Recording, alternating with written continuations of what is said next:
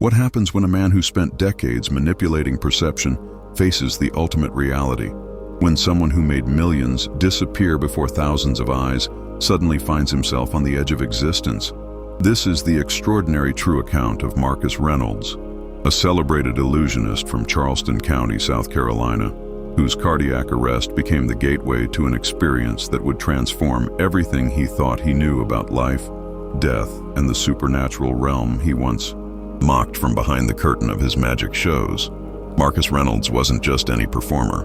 By the age of 35, his name blazed across marquees from the French Quarter of New Orleans to the entertainment districts of Las Vegas. But his roots remained firmly planted in the historic streets of Charleston, where Spanish moss draped over centuries-old oak trees and the Ashley River whispered secrets to those who listened. Growing up in Mount Pleasant, just across the Arthur Ravenel Jr. Bridge, Marcus discovered his gift for misdirection at age 7 when he successfully convinced his entire second-grade class at Wando Elementary that he could read minds. "I was always the kid who needed to be in control," Marcus would later recall, his voice carrying the gentle drawl of the Low Country. "Magic gave me that power. I could make people see what I wanted them to see, believe what I wanted them to believe. In my mind, I was the master of reality itself." Throughout his teenage years in Sullivan's Island, where Fort Sumter stood as a reminder of history's turning points, Marcus honed his craft. He studied the great illusionists, practiced sleight of hand until his fingers moved like water, and developed stage presence that could command audiences of thousands. By 18, he was performing at Charleston's historic Dock Street Theater. By 25, he had his own show on the Strip in Nevada. But success came with a price. The very control that made Marcus a phenomenal magician also built walls around his heart. He dismissed anything he couldn't explain with technique or psychology. When audiences gasped at his illusions, he felt a rush of superiority, knowing the mundane truth behind the spectacular lie. Religion, spirituality, faith, these were just elaborate tricks played by those who couldn't accept the randomness of existence. Or so he believed. "I thought I had it all figured out," Marcus admits. People who believed in God or the divine. I saw them as my audience, people easily fooled by the greatest illusion of all. I was wrong, so terribly, devastatingly wrong. March 15, 2023 started as an ordinary Tuesday in Marcus's extraordinary life. He was back in Charleston County preparing for a 3-week engagement at the newly renovated Charleston Music Hall on John Street.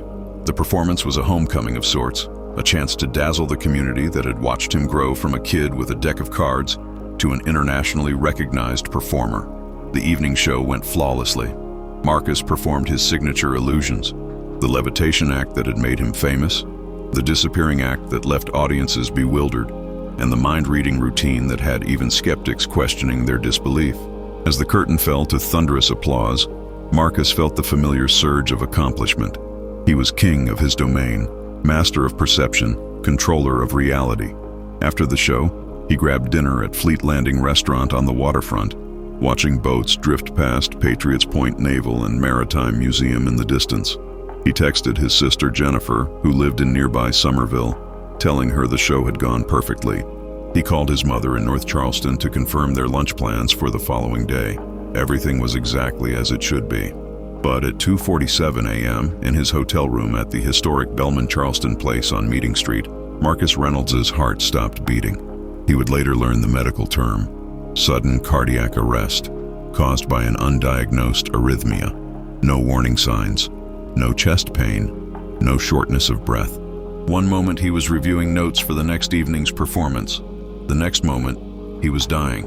Marcus's first sensation wasn't pain, it was absence, a void so complete that it seemed to swallow even the concept of existence. He found himself in a darkness that was more than the mere lack of light. It was the absence of everything. No sound, no sensation, no time, just an infinite, crushing emptiness that pressed in from all directions. "I can't even call it being alone," Marcus explains, his hand still trembling slightly when he recalls this moment. Alone implies there's a you experiencing the aloneness. This was different. It was like I was dissolving, becoming part of the nothing, and I was terrified in a way I'd never experienced. All my life I'd been in control. Now I had no control, no body, no voice, just this overwhelming awareness that I was fading into absolute darkness. The darkness seemed to have weight, texture, even intention. Marcus felt it pulling at him, drawing him deeper into itself. In that moment, stripped of his charisma, his talent, his accomplishments, he confronted the reality he'd spent his entire life avoiding. He was not the master of anything. Every illusion he'd ever performed had been exactly that, an illusion. The control he'd felt was itself the greatest trick he'd ever played on himself. Time lost all meaning in the void.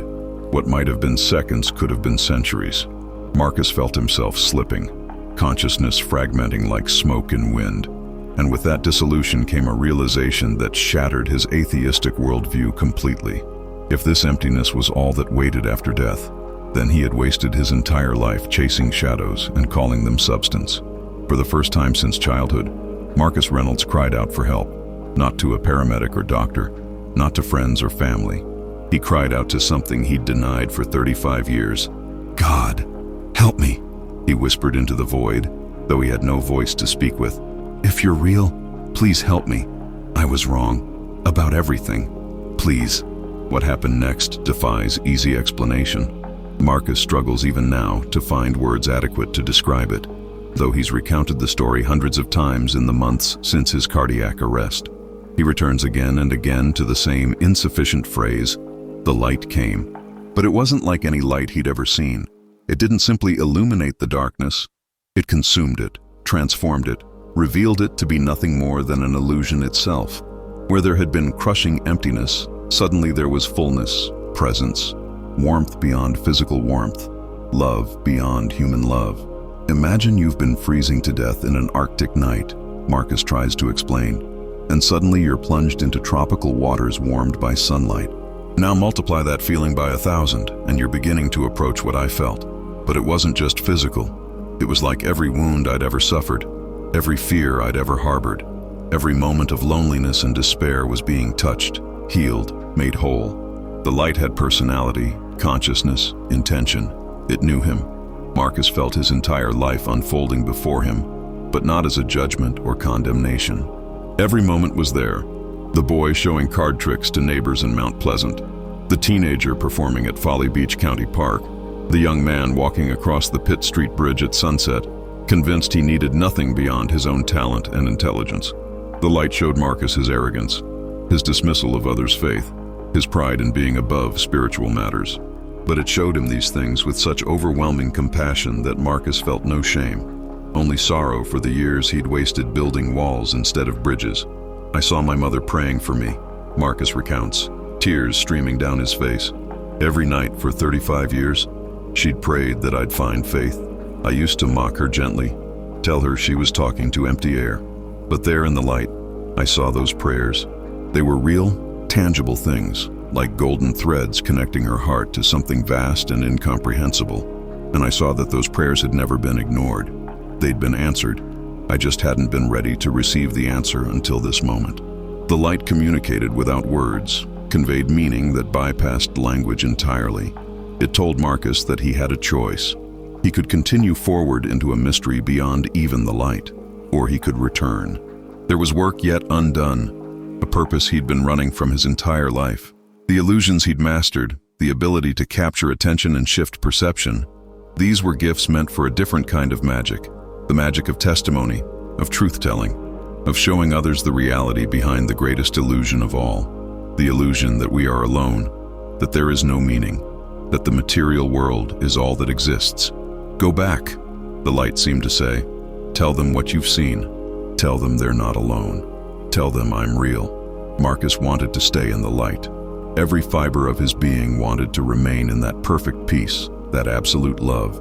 But he also felt a pull, a calling back to the world of Charleston waterways and southern live oaks, back to stages and audiences, back to life. And woven through it all was the unmistakable sense that his mother's prayers were part of the golden thread drawing him home. "Okay," he agreed. His decision made not from duty, but from love. "I'll go back. I'll tell them." The first thing Marcus heard when he returned to consciousness was screaming. Someone was yelling his name. Hands were pressing down on his chest, hard and rhythmic. Pain exploded through him, and he gasped, drawing air into lungs that had forgotten how to breathe. "He's back! Oh God, he's back!" Marcus's eyes fluttered open to see the face of David Martinez, the hotel's night manager, who had found Marcus unresponsive when coming to deliver forgotten sheet music left at the front desk. David, a former EMT who had moved to Charleston from Miami, had immediately begun CPR while the front desk called 911. "You were gone, man," David would later tell him, his voice shaking. "I checked for a pulse. Nothing. I started compressions, and I just kept going, kept praying. 12 minutes before the paramedics got there. 12 minutes. You shouldn't be alive, Marcus.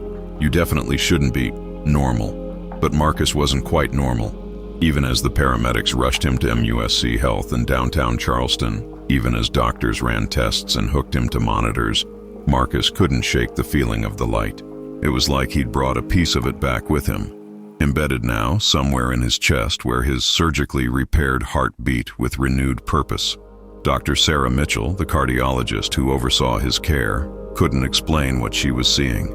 The damage to Marcus's heart from 12 minutes without oxygen should have been catastrophic. Brain damage was almost certain after 4 minutes without blood flow. Yet here was Marcus, not only conscious but coherent, able to remember everything up to the moment of his cardiac arrest and everything after his return. "It's unprecedented," Dr. Mitchell admitted, reviewing his charts. "We see cases like this maybe once in a career. You should be in a coma, Marcus. At minimum, you should have significant neurological impairment. Instead, you're..." She paused, shaking her head in professional bewilderment. "You're fine. Better than fine. Your brain scans show no damage whatsoever. I don't have a medical explanation for this." But Marcus had an explanation. As he lay in his hospital bed, looking out at the Charleston harbor visible from his window, he knew exactly why he'd been preserved. The light hadn't just rescued him, it had prepared him, given him a message to carry back to a world that desperately needed to hear it. News of Marcus's survival spread quickly through Charleston's tight-knit entertainment community.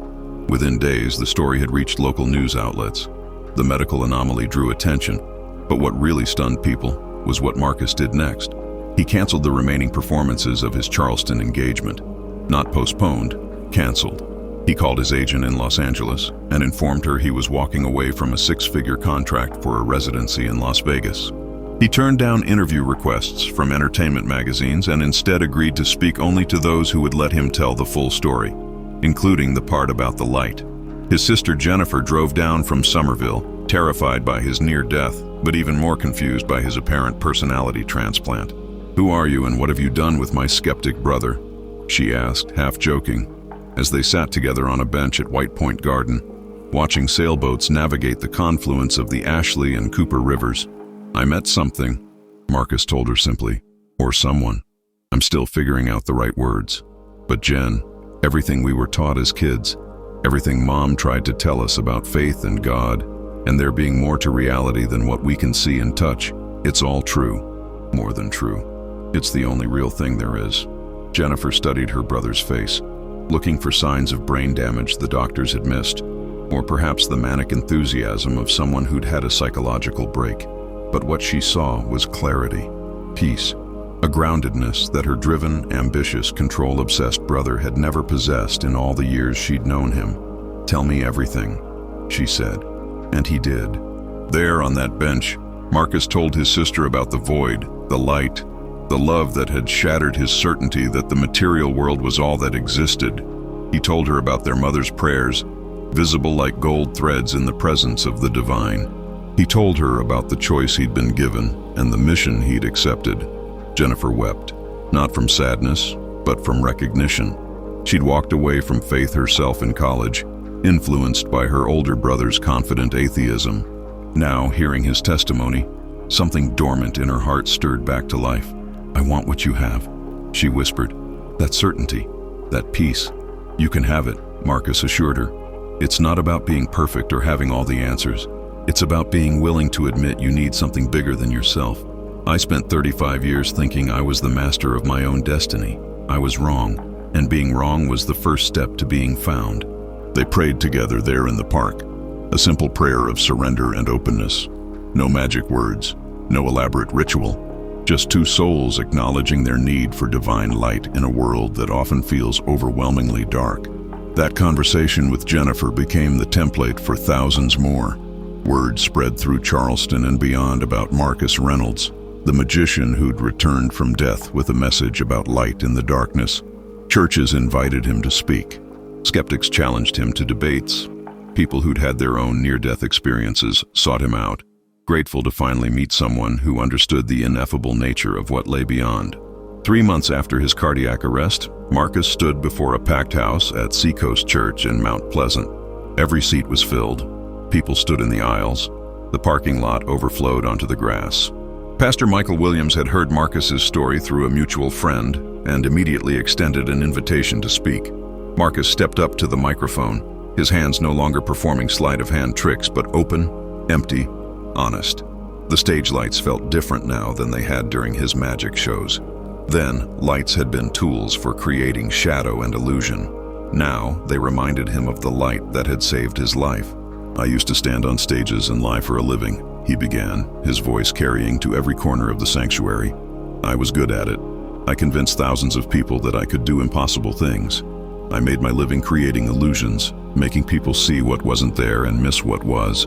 And I was arrogant enough to think that this made me somehow superior, more enlightened than people who believed in things they couldn't see or touch or explain. On March 15th, my heart stopped. And in that moment, I learned something that no amount of education or success or intelligence had taught me. I was never in control of anything. Every illusion of control I'd ever had was exactly that, an illusion. The greatest trick I ever played was the one I played on myself, convincing myself that I didn't need God, that I was complete on my own, that faith was for the weak and the foolish." He paused, wiping tears from his eyes, unashamed of his emotion. The master of stage presence had learned a new performance art: vulnerability. "I died in a hotel room, alone, having pushed away everyone who tried to tell me there was more to existence than what I could see and measure and manipulate.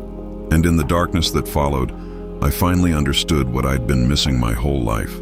I cried out for help, and help came, not from my own strength, not from my intelligence or willpower. Help came from a light that knew my name, that had always known my name, that had been waiting patiently for 35 years for me to stop running and turn around." What started in the churches and community centers of Charleston County soon spread across South Carolina and beyond. Marcus accepted invitations to speak in cities across the Southeast.